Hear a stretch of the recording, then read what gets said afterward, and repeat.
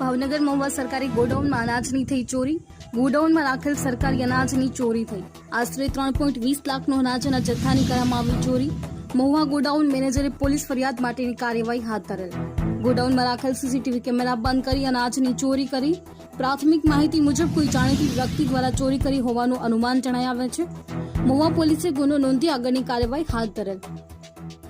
Ashwin Gohel, GN news, Bhavnagar.